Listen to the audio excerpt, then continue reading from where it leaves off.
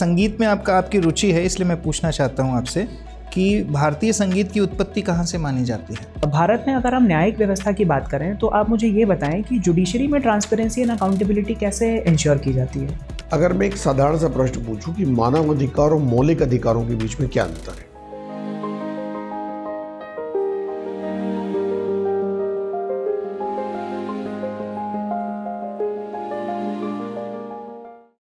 कमी sir, please come, बैठिए। Good evening sir, good evening sir, good evening sir, बैठिए। Thank you sir. Swati board को आप अपना परिचय दें। सर, मेरा नाम स्वाति है, मैं रीवा जिले की निवासी हूँ।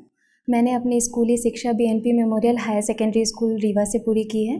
तत्पश्चात मैंने अपना स्नातक पीडीपीएम IIITDM जबलपुर से पूरा किया है और मेरी अभिरुचियाँ संगीत सुनना एवं गायन है। अच्छा, आपने इलेक्ट्रॉनिक एंड टेलीकम्युनिकेशन में किया हुआ है? जी सर। तो आप प्रशासनिक फील्ड में आना चाहते हैं, तो ये तो डिग्री आपकी वेस्ट हो जाने रही। सर, ऐसा नहीं है कि डिग्री वेस्ट हो जाएगी सर, क्योंकि इस परीक्षा की एक मूलभूत अहर्यता है कि इसमें स्नातक चाहिए। तो मैंने स्नातक के तौर पर इलेक्ट्रॉनिक्स एंड कम्युनिकेशन से बीटेक कर लिया था और उसी दौरान मैं एक स्वैच्छिक संगठन जागृति से जुड़ी, जिसमें मैंने बहुत सारे अभियानों में कार्य किया और वहाँ पर ग्रामीण पृष्ठभूमि से जुड़ने का मुझे अवसर मिला। और सामाजिक सरोकार से जब मेरा सामना हुआ तो मुझे लगा कि मेरा रुझान इसके प्रति ज़्यादा है। तो फिर मैंने उसके बाद मेरे कुछ सीनियर्स ने भी मुझे इस हेतु प्रेरित किया, तो मैंने उसके बाद से ही अपना प्रयास स्टार्ट किया। ये जागृति क्लब क्या है, क्या करते हैं ये? सर, जागृति क्लब मेरे कॉलेज का ही एक स्वैच्छिक संगठन था, जिससे कुछ विद्यार्थियों ने मिलकर स्टार्ट किया था, जो हम निकटवर्ती गाँवों में शिक्षा के लिए, स्वास्थ्य के प्रति जागरूकता अभियान, महिलाओं को ये माहवारी के स्वच्छता के लिए अभियान चलाते थे, वृक्षारोपण अभियान। सर, बहुत सारे ऐसे अभियान हम चलाते थे और वहाँ की ग्रामीण पृष्ठभूमि के बच्चे भी हमारे कॉलेज में आते थे, जिन्हें हम 5:30 बजे के बाद उनकी क्लास लगवा के उन्हें पढ़ाते थे सर, निःशुल्क सेवा के तौर पर। तो सर, उसमें बच्चों के लिए और वहाँ ग्रामीण पृष्ठभूमि के जो भी लोग थे उनके कल्याण के लिए थोड़ा बहुत जो हम सहयोग दे सकते थे वो। सामाजिक स्तर पर आप ऑलरेडी बहुत काम कर रहे हैं, तो आप एनजीओ में ही क्यों नहीं काम करते? सर, एनजीओ में मैं कर सकती थी, लेकिन मुझे लगा कि इस फील्ड से जुड़कर मेरे पास एक वो भी आ जाएगा कि अधिकार भी रहेगा इसमें कि मैं कुछ कर सकती हूँ, समाज के एक तरीके से नीतियाँ जो हैं उसका उचित क्रियान्वयन कर सकती हूँ, जो भी सरकार की चल रही हैं, तो उनको ग्रामीण पृष्ठभूमि में जाके उनके प्रति उनको जागरूक कर सकती हूँ। सर, इसमें एक व्यापक है, ये क्षेत्र बहुत व्यापक है जिसमें मैं अपनी भूमिका निभा सकती हूँ। अच्छा, ठीक है। सेल्फ हेल्प ग्रुप्स क्या होते हैं? सर, एसएचजी ऐसे होते हैं कि जिसमें समान आर्थिक पृष्ठभूमि के सामाजिक आर्थिक पृष्ठभूमि के लोग मिलकर 5 से 20 सदस्य मिलकर के एक संगठन बनाते हैं, जिसमें वो कुछ छोटी छोटी वस्तुओं को इकट्ठा करके और फिर वो अपने आर्थिक सशक्तिकरण का एक कार्य करते हैं। सर, उसमें महिलाएं विशेषकर ज़्यादा भूमिका निभाती हैं सर। महिला सशक्तिकरण के लिए। ठीक है। आपकी रुचि जो है वो संगीत सुनना और गायन भी है। सर, किस प्रकार का संगीत सुनते हैं आप? सर, प्रायः तो मैं बॉलीवुड संगीत सुनती हूँ और इसके साथ ही सर बॉलीवुड संगीत की कोई विधा है? सर, सुगम संगीत जिसे हम बोलते हैं, सुगम संगीत के अंतर्गत फिल्मी गाने जिसमें आते हैं और गज़ल आ गए, तो आप सामान्य जो है वो गाने सुनती हैं? जी सर। संगीत और गाने में अंतर होता है? जी सर। है ना? जी सर। तो मतलब संगीत में आपकी रुचि है, इसलिए मैं पूछना चाहता हूँ आपसे कि भारतीय संगीत की उत्पत्ति कहाँ से मानी जाती है? सर, ऐसे माफ़ी चाहूँगी सर, अभी मैं याद नहीं कर पा रही हूँ। अच्छा, ठीक है sir. Swati ji sir. Secular शब्द के बारे में जानती हैं? जी सर। क्या मतलब होता है सेक्युलर का? सर, सेक्युलर निरपेक्ष के उसमें हम तौर पे देखते हैं कि किस प्रकार की निरपेक्षता? सर, प्रायः तो इसका धर्म निरपेक्ष के रूप में हम देखा जाता है कि किसी एक धर्म के प्रति बहुत ज़्यादा झुकाव ना हो करके सभी धर्मों के प्रति समान समभाव की भावना रखना है, जिसको बोलते हैं। पंथ निरपेक्षता क्या होती है? सर, पंथ निरपेक्षता ऐसा है कि धर्म निरपेक्षता एक तरीके से धर्म से तटस्थ कर देता है, या जिसमें जैसे हमारा बोलते हैं कि राज्य धर्म निरपेक्ष है, जिसमें किसी एक धर्म के प्रति ना वो सकारात्मक रहेंगे ना नकारात्मक रहेंगे, मतलब तटस्थता की भूमिका निभाएंगे। जहाँ पंथ जो है वो उसका एक सूक्ष्म, एक संकीर्ण अवधारणा है, जिसमें पंथ निरपेक्ष में ऐसा है कि सर, जैसे बहुत सारे धर्म के अंदर भी बहुत सारे पंथ होते हैं, तो पंथों के विवादों में मतलब एक तरीके से। स्वाति, अगर आपने गौर किया हो तो वर्तमान में सामाजिक स्तर पर एक चर्चा चल रही है जहां पर कुछ विशेषज्ञों का, कुछ विचारकों का ऐसा मानना है कि हमारे संविधान में सेक्युलर और सोशलिस्ट शब्द ओरिजिनली नहीं थे और इनकी कोई आवश्यकता भी नहीं है जी सर, और इन्हें हटा देना चाहिए एक संविधान संशोधन के माध्यम से। आपकी क्या राय है? सर मेरा मानना है कि ये संविधान के मूल ढांचे का हिस्सा है जो केशवानंद भारतीवाद से आए थे। तो मुझे लगता है कि सर वर्तमान परिदृश्य में उसकी उतनी ही प्रासंगिकता है जितनी तब थी। तो सर मेरे मत के अनुसार अभी इसमें कोई भी परिवर्तन नहीं करना चाहिए। शब्द को संविधान में कब शामिल किया गया था, सेक्युलर शब्द को? सर 42वें संविधान संशोधन के तहत समाजवादी पंथ निरपेक्षता। किस वर्ष में? 1976 में। ठीक है जी सर। क्या उससे पहले भारत का संविधान पंथ निरपेक्ष नहीं था? सर पंथ निरपेक्ष था, लेकिन संविधान में उसका एक तरीके से वर्णन नहीं था, तो उसको शामिल मतलब उसके संविधान संशोधन के माध्यम से संविधान में भी उसको पूरी तरह से। ठीक है, अब हमने प्रत्यक्ष रूप से उसे परिभाषित किया। जी सर। ठीक है, अगर हम प्रियम्बल को देखें तो वहाँ पर इन शब्दों का उल्लेख हमें स्पष्ट रूप से मिलता है, secular, socialist, sovereign, democratic, republic. जी सर। इसके अतिरिक्त संविधान में ऐसी कौन सी जगह हैं, ऐसे कौन से आर्टिकल्स हैं जहाँ पर ये भावना के स्तर पर हमें दिखाई देता है, जो कि 1976 से पहले भी वहाँ पर था ये विचार? सर मुझे लगता है कि आर्टिकल 15 में जो ये है कि जाति, धर्म, लिंग के आधार पर भेदभाव का निषेध किया गया है, वहीं 16 में भी लोक नियोजन के अवसर की स्वतंत्रता जो दी गई है उसमें भी ऐसा मतलब है कि धर्म के आधार पर भेदभाव नहीं किया जाएगा। और सर इसके अतिरिक्त अगर मैं बात करूँ तो सर माफ़ी चाहूँगी, अभी मैं 2 ही याद कर पा रही हूँ। ठीक है, ट्रांसपेरेंसी और अकाउंटेबिलिटी, ये 2 चीज़ें हैं जो किसी भी व्यवस्था के सुचारू रूप से कार्य करने के लिए बहुत ज़रूरी है। जी सर।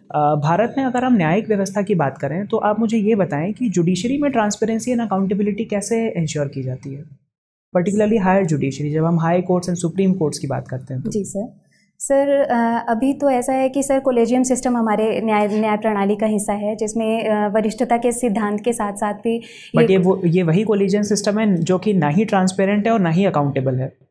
सर ऐसा मतलब ऐसा पूरी तरह से नहीं कह सकते कि आप मुझे बताइए कैसे ट्रांसपेरेंट और कैसे अकाउंटेबल है कोलिजन सिस्टम? सर अगर वरिष्ठता के सिद्धांत का पालन हो रहा है तो जो वरिष्ठ होंगे न्यायाधीश उन्हीं को ही मुख्य न्यायाधीश की भूमिका दी जाएगी सर, जो आयु के हिसाब से उसमें जितना उनका कार्यक्षेत्र। चलिए मान लेते हैं, और मुख्य न्यायाधीश के अतिरिक्त किसी जज की नियुक्ति करनी है हाई कोर्ट में या सुप्रीम कोर्ट में, वहाँ कैसे ट्रांसपेरेंसी इंश्योर हो रही है, कैसे अकाउंटेबिलिटी इंश्योर हो रही है, किसके प्रति उत्तरदायित्व है कोलिजियम सिस्टम का? सर मुझे जहाँ तक लगता है सर इसका पहला तो ये है कि न्यायाधीशों की जो अर्हताएँ दी गई हैं उसमें एक तरीके से पारदर्शिता है कि जो अर्हता है आप उसको पूरा करके ही न्यायाधीश या मतलब मुख्य न्यायाधीश बन सकते हैं, और ये भी एक पारदर्शिता का माध्यम है। और सर इसके उपरांत अगर देखा जाए तो सर उसमें उनको न्यायाधीशों को हटाने का भी जो प्रक्रिया है कदाचार और अक्षमता के अंतर्गत, तो मुझे लगता है कि सर ये भी पारदर्शिता को बनाए रखने का एक माध्यम है। ठीक है स्वाति, मेरा अंतिम प्रश्न आपसे, कुछ वर्ष पूर्व संसद ने एक कानून लाने का प्रयास किया था जी सर, जिसके अंतर्गत नेशनल जुडिशियल अपॉइंटमेंट्स कमीशन का गठन किया जाता जी सर, बट इस कानून को खारिज कर दिया गया था सुप्रीम कोर्ट द्वारा। जी सर। आपको लगता है सुप्रीम कोर्ट का वो निर्णय ठीक था? सर चूँकि हमारे अनुच्छेद 50 में अगर देखा जाए तो बोला गया है कि न्यायपालिका और कार्यपालिका का पृथक्करण का सिद्धांत दिया गया है, तो मुझे लगता है कि सर उसमें न्यायपालिका एक हस्तक्षेप मान रही थी कि कार्यपालिका का हमारी न्याय प्रणाली में हस्तक्षेप होगा, तो उसके अंतर्गत उन्होंने उसके मतलब जो ये संशोधन आया था उसको असंवैधानिक करार दे दिया था। तो इन बीते सालों में कुछ बदला है? क्या आपको लगता है कि ये रिफॉर्म होना चाहिए या अभी भी वही स्थिति बनी रहनी चाहिए? सर अगर जहाँ तक सुधारों की बात है तो सुधार तो होना चाहिए सर, वो हर प्रक्रिया का हिस्सा है और उसमें हर किसी भी उसमें अंग में अगर बात किया जाए तो होना चाहिए। 2 महत्वपूर्ण बिंदु बताइए जहाँ पे आप सुधार प्रस्तावित करेंगी जुडिशरी में। सर सबसे पहले तो मैं ये कोलेजियम सिस्टम का अगर देखा जाए तो इसमें जो पारदर्शिता की अभी थोड़ी कमी है, तो उसको मैं कैसे? सर कहीं ना कहीं ये अंकल जज सिंड्रोम जिसे हम बोलते हैं, भाई भतीजावाद का जो कहा जाता है, तो वो इसमें थोड़ा सा अभी प्रभावी है। और दूसरा मुझे लगता है कि सर मतलब उनकी जो एक तरीके से जो भ्रष्टाचार के जो मुद्दे चल रहे हैं उनका उचित निराकरण होना चाहिए कहीं ना कहीं। ठीक है, बहुत बढ़िया, शुक्रिया सर। स्वाति जी। जी सर।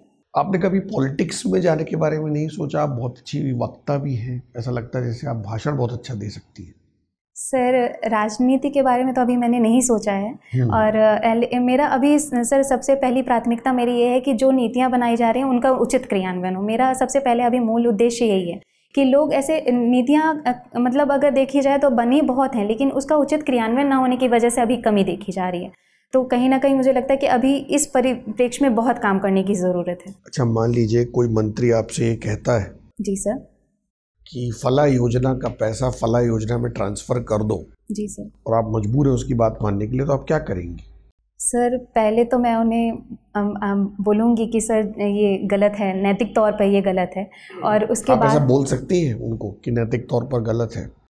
सर मैं अपना पक्ष रख सकती हूँ कि अगर मुझे किसी योजना के क्रियान्वयन के स्तर पर या फिर किसी भी स्तर पर अगर मुझे कुछ लग रहा है कि इसमें कुछ खामियां हैं, तो मैं उनसे अपना अभिव्यक्ति की स्वतंत्रता सर है, तो मैं उसके थ्रू उसको रखना चाहूँगी। गवर्नेंस में एक टर्म चलता है अनामता। जी सर, है ना? जी सर। और तटस्थता। जी सर। जो नेता होते हैं या जो मंत्री होते हैं उनका विजन होता है। जी सर। उसमें आप इंटरफेयर नहीं कर सकते, उनको सिर्फ गाइड कर सकते हैं। जी सर। तो क्या आपको ये हक है नैतिक रूप से आप उनको गाइड कर पाएं?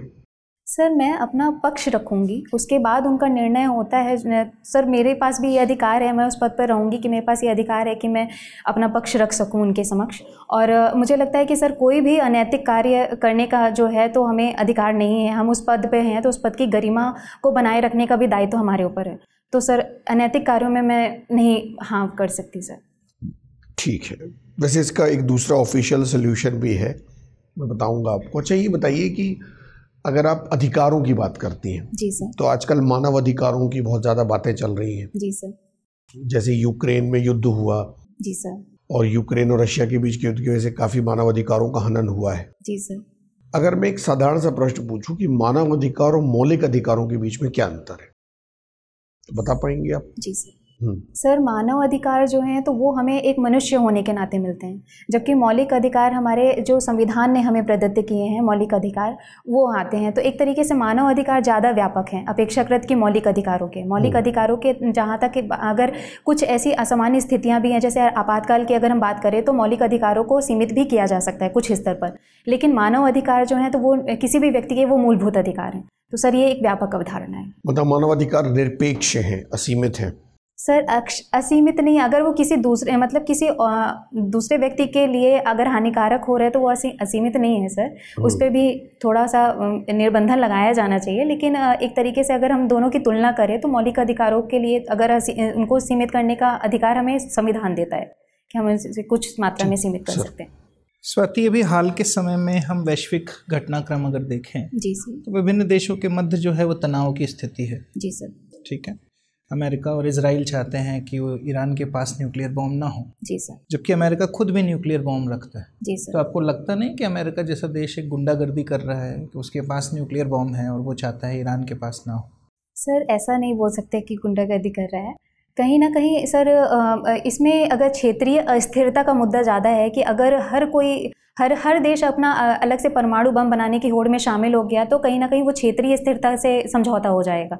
और साथ ही साथ उस क्षेत्र में अगर देखा जाए तो सर ऊर्जा सुरक्षा से वैश्विक व्यापार का एक बहुत बड़ा हिस्सा वहाँ से जुड़ा हुआ है। तो वो क्षेत्रीय स्थिरता होना वहाँ पे की मूलभूत आवश्यकता है। साथ ही साथ ये इजराइल का ये डर है कि सर कहीं ना कहीं वो ईरान को वो अपने अस्तित्व के लिए खतरा मानता है। तो उसको ये है कि अगर वो परमाणु बम बना लेगा तो कहीं ना कहीं उसके अस्तित्व पर खतरा संकट उत्पन्न हो जाएगा। तो इजराइल की इनसिक्योरिटी है ना, उसकी वजह से ये किया जा रहा है। जी सर। तो वैसे तो पाकिस्तान के जैसा भी जो है ना गैर जिम्मेदार देश के पास भी परमाणु हथियार हैं, तो अमेरिका उसका विरोध क्यों नहीं कर रहा है? सर पाकिस्तान ने मतलब अभी ये पहले ही बना लिए थे। एनपीटी का अगर देखा जाए तो एनपीटी के बाद इन देशों ने अपना बना लिया है, उसका दबाव था। क्या है एनपीटी? क्या है सर? ये परमाणु अप्रसार संधि है जिसे 1968 में लाया गया था, लेकिन 1970 से ये लागू है। भारत ने इस पर हस्ताक्षर नहीं किए हैं। इसका निशस्त्रीकरण और शांतिपूर्ण उपयोग के लिए परमाणु हथियारों के परमाणुओं का एक तरीके से परमाणु सामग्री के शांतिपूर्ण उपयोग के लिए बढ़ावा। अभी आपने नीतियों के क्रियान्वयन की बात की। जी सर। किसी भी पॉलिसी को इम्प्लीमेंट करने के लिए जी सर सबसे बेसिक आपको क्या लगता है कि क्या रिक्वायरमेंट जो है ना, पॉलिसी का अप्रोच क्या होना चाहिए? सर मुझे लगता है कि सबसे पहले पॉलिसी के बारे में लोगों तक जागरूकता होनी चाहिए। सबसे पहले पॉलिसी अगर कोई आ रही है तो ग्रामीण पृष्ठभूमि में लोगों को पता होना चाहिए कि ये पॉलिसी उनके लिए बनाई गई है। अवेयरनेस करेंगे। जी सर, जागरूकता अभियान एक तरीके से कि जागरूक होना चाहिए। कहीं ना कहीं ये शिक्षा से, साक्षरता से जुड़ जाता है। अगर व्यक्ति साक्षर रहेगा तो वो अपने अधिकारों के प्रति जागरूक रहेगा। और सर उसके बाद अगर देखा जाए तो ये कहीं ना कहीं फिर प्रशासनिक अधिकारियों का भी दायित्व है कि उसको नहीं, वो तो प्रशासनिक अधिकारियों का दायित्व है। जी सर। नीति का क्या उपागम होना चाहिए, अप्रोच क्या होना चाहिए नीति के, इम्प्लीमेंटेशन का बता दीजिए सर। टॉप डाउन अप्रोच हो, बॉटम अप अप्रोच हो, कैसा अप्रोच होना चाहिए नीति के लागू करने के लिए वर्तमान में? जी सर। सर सबसे पहले तो नीतियों के बनाने के स्तर पे ही अगर हम देखें तो बॉटम से टॉप की ओर जाना चाहिए, जैसे भी केंद्रीकरण, बॉटम अप अप्रोच होना चाहिए। जी सर। जी सर। ठीक है। आप अच्छा जल्दी से आप आपके व्यक्तित्व में कोई 2 प्रशासनिक गुण बताइए। जी सर। सर पहला गुण मैं उसे मानती हूँ जैसे धार्मिक, मेरे अंदर सहिष्णुता का गुण है। ये धर्म के प्रति भी हो सकता है और अन्य संदर्भों में भी है सर। सहिष्णुता है। जी सर। सर मैं विरोधी विचारों का उतनी ही श्रद्धा से सम्मान कर सकती हूँ जितना मैं अपने विचारों का करती हूँ। अच्छा। तो इसलिए मुझे लगता है कि एक प्रशासनिक अधिकारी में होना चाहिए, क्योंकि हमें बहुत सारे लोगों से मिलना है, उनसे बात करना है, उनकी भावनाओं को सम्मान देना है। तो पहला गुण ये है। और दूसरा है सर संवेदनशील हूँ मैं। तो मुझे लगता है कि अगर मैं संवेदनशील हूँ तो मैं दूसरों की अगर परेशानियाँ हैं तो मैं उसको समझ पाऊंगी, उनको दूर करने के लिए एक तरीके से तत्पर होकर कुछ कार्य कर सकती हूँ। अभी तो उत्तर में आपने ईरान की संवेदना को तो समझा ही नहीं बिल्कुल सर। आपने सिर्फ इजराइल की संवेदना को समझा। सर ऐसा नहीं है, दोनों की ही संवेदनाएं हैं सर, ऐसा नहीं है सर। इजराइल का भी पक्ष है और ईरान का भी अपना पक्ष है, इसीलिए दोनों को मध्यस्थता के लिए इसीलिए बुलाया जाता है कि दोनों की आपसी मध्यस्थता से कोई नीति कोई निर्णय निकल पाए। ठीक है स्वाति, बहुत अच्छा, thank you. Thank you sir, thank you so much. Coming sir, please बैठिए। Thank you sir. Swati, interview आपका कैसा हुआ, आपका क्या विचार है? सर कुछ चीज़ों में अभी काम करने की ज़रूरत है। अच्छा, ठीक है, ठीक है। चलिए, बोर्ड का ये मानना है जी सर कि आप एक बहुत अच्छी कैंडिडेट है। Thank you sir. ठीक है, जिसमें इंटरव्यू में बेहतर करने और सफलता के बहुत अधिक चांसेस हैं। Thank you sir. ठीक है, कुछ पॉजिटिव चीज़ें जो हमने ऑब्जर्व की हैं, एक तो आपका अटायर बहुत अच्छा है, एंट्री एग्जिट दोनों, आपका बॉडी लैंग्वेज भी आपकी अच्छी रही है, आप बोलने के दौरान फ्लुएंट भी रही हैं, कहीं पे भी आप फंबल नहीं किया है आपने। ठीक है, तो बॉडी लैंग्वेज आपकी वेल कंट्रोल्ड रही है, कॉन्फिडेंस आपके हर उत्तर में दिखता रहा है, लाइवलीनेस है आप में, और अडेप्टिव भी आप लग रही हैं। जी सर। ठीक है, प्रशासनिक गुण जो हैं जो आपने बोले वो आपके अंदर झलक भी रहे हैं, इसमें कोई विरोधाभास नहीं दिखा। Thank you sir. ठीक है, और कठिन सवालों का भी जो है ना आपने धैर्य से, जिसमें लोग अक्सर डर जाते हैं ऐसे उत्तरों को, जी सर, है ना, तो आपने उसको जो है ना उसमें भी आपने अपना धैर्य बरकरार रखा। जी सर, थैंक यू। सहिष्णुता वाला भी परिचय आपने जो है ना वो भी दिया, तो ये सब बहुत अच्छा रहा। कुछ जो सजेशन बोर्ड आपको देना चाहेगा। जी सर। एक तो सबसे पहले मैं आपको हॉबी पे बताना चाहूँगा। जी सर। जैसे हॉबी आपने यहाँ पर लिखा है ना, तो प्लीज़ हॉबी पे कुछ काम करिए। जी सर। ठीक है। जी सर। जैसे बॉलीवुड, ये आपने क्या म्यूज़िक सुनना जो है ना, संगीत जो है ना, हाँ। तो भारतीय संगीत की विभिन्न विधाएं, क्योंकि जो लोग मैं आपको बता रहा हूँ वहाँ पे जो लोग बोर्ड में होंगे वो उम्रदराज लोग होंगे। जी सर। और वो सब जो है ना 70s 60s के गानों के शौकीन होंगे। जी ठीक है, संगीत की विभिन्न विधाओं से परिचित होंगे। जी सर। है ना, तो थोड़ा सा ध्यान रखिएगा। अगर आपने संगीत सुनना और गायन लिखा है तो भारतीय संगीत का उद्गम जी सर कहाँ से होता है, ठीक है, कौन सा ग्रंथ ऐसा है जो सामवेद को भारतीय संगीत का जनक कहा जाता है। जी ठीक है, तो ये सब जो बेसिक बातें हैं ना वो थोड़ा ध्यान रखिएगा, और संगीत के कौन कौन से घराने हैं इसको ध्यान रखिएगा। जी सर। ठीक है, थोड़ा इस रुचि आपने मेंशन की है ना उस पर आप जरूर काम करिएगा। ठीक है, जी। कुछ क्वेश्चंस में जो है वो देखा गया है कि आपने आंसर को बहुत ज़्यादा खींचा है।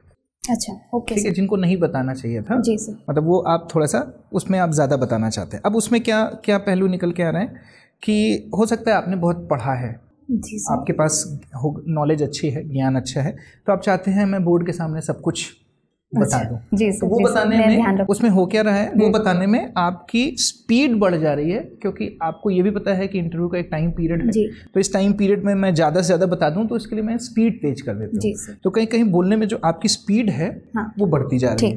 ठीक है, तो स्पीड में आपको ध्यान रखना है कि एक गति मेंटेन करना है। ठीक है, उसको आप जो है ना वो मेंटेन करिएगा।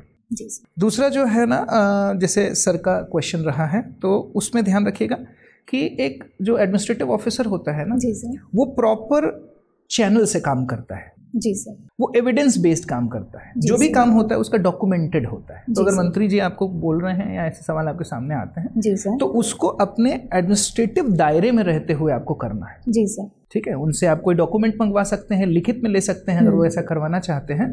आप उनके फैक्स के थ्रू, उनके ऑफिशियल मेल के थ्रू उनसे ले सकते हैं कि सर आपका ऐसा ऑर्डर है तो आप मुझे ये ऑफिशियल कर दीजिए। जी सर। ठीक है, तो यहाँ पे आप ये बात समझ रहे हैं, ये एविडेंस के आधार पर काम है, ये डॉक्यूमेंटेड है, चैनलाइज्ड है। जी सर। ठीक है, तो आपको इस तरीके के उत्तर देने हैं। ठीक है, इसमें तर्कपूर्णता जो है वो ज़्यादा नज़र आती है। जी सर। कुछ ऐसे बातें नहीं हैं जहाँ पे फैक्चुअल चीज़ों को आप थोड़ा विशेष ध्यान दीजिएगा। जी सर। ठीक है, और जैसे करंट घटनाक्रम जो चल रहा है ईरान इजराइल, इस पे थोड़ा और अध्ययन कर लीजिएगा, हिस्टोरिकल बैकग्राउंड को समझ लीजिएगा इनके। जी सर। है ना? जी सर। तो और एक बैलेंस्ड उत्तर जो है ना वो थोड़ा बनाइएगा। जी सर। ठीक है, बाकी वैसे तो आपका उत्तर सही रहा है, तो थोड़ा और इसको बैलेंस आप करिएगा। जिन क्षेत्रों में आपसे सवाल नहीं हो पाया, जैसे आप रीवा से आती हैं तो रीवा से क्षेत्र विशेष से क्वेश्चन जो है यहाँ पे नहीं आया है। जी सर। तो रीवा का जो भौगोलिक रीवा पठार है क्या है ना, बघेल खंड क्या है, बघेली कल्चर क्या है, बोली क्या है, बघेली संगीत, हो सकता है कि अगर वहाँ से संबंधित सवाल जो है वो आपसे पूछ लिए जाएं। जी सर। ठीक है। जी सर। और आपने जैसे इंजीनियरिंग की है तो इस सेक्टर से क्वेश्चन आपसे बन सकते हैं। जी सर। इस वाले से। ठीक है। अच्छा, यहाँ पर जहाँ पे आपका कई जगह पर ये हुआ कि आपका जो एटीट्यूड है, जी सर, ठीक है, वैसे तो बहुत सकारात्मक है, रचनात्मक भी है, ठीक है, पर वो ज़्यादातर एक सोशल वर्कर के जैसा लग रहा है। अच्छा, ओके सर। ठीक है। जी सर। तो उसमें आपको ये प्रस्तुत करने का कहीं कहीं पर ऐसा अनावश्यक प्रयास भी लगा है कि आप ये दिखाना चाहते हैं कि आपने समाज के लिए बहुत कुछ किया है, एक जैसे एनजीओ में काम करने से लेकर के ना। ठीक है, तो आप उसे कोशिश करिए शॉर्ट में बताइए। ठीक है, उसको इस प्रकार से प्रेजेंट करिए कि ये काम करने से मुझ में प्रशासनिक गुणों का विकास हुआ है। ठीक है, तो टू द पॉइंट याद रखिए कि मुझे जो है ना ये कार्य करने से इस प्रकार के प्रशासनिक गुणों का विकास हुआ। ठीक है, लीडरशिप, टीम वर्क, जी सर, इस तरीके की चीज़ें जो है ना उसको मैंने प्रैक्टिकल ग्राउंड में सीखी हैं। जी सर। ठीक है, तो बाकी बोर्ड जो है ना वो बहुत कन्विंस्ड है इस बात को लेकर के कि आप जरूर सफल होंगे। ठीक है, आपको सफलता मिलेगी, व्यक्तित्व आपका बहुत अच्छा है। Thank you sir. ठीक है, all the very best. Thank you sir. और कुछ पूछना चाहते हैं सर? साड़ी ठीक है? हाँ, अटायर आपको बहुत डिसेंट है। ठीक है, एकदम हम आपको एकदम ऑफिसर के जैसे देखते हैं। अच्छा, thank you sir, thank you, all the very best. Thank you so much sir.